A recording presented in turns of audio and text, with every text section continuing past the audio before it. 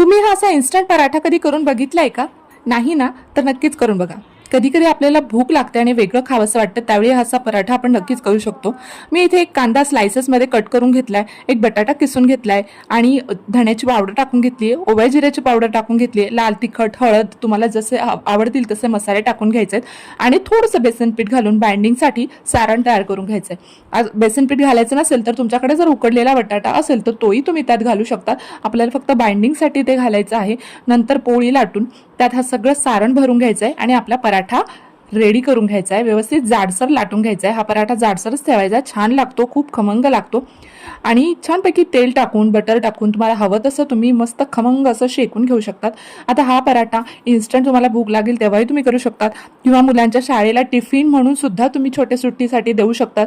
आणि मग तुम्ही सॉस सोबत खा किंवा लोणच्या सोबत खा किंवा रोल करून खा, कसाही खाल्ला तरी सुद्धा हा खूप खमंग लागतो. एकदा नक्कीच ट्राय करून बघा. रेसिपी कशी वाटली नक्कीच कमेंट करा. Thank you so much for watching. Bye bye.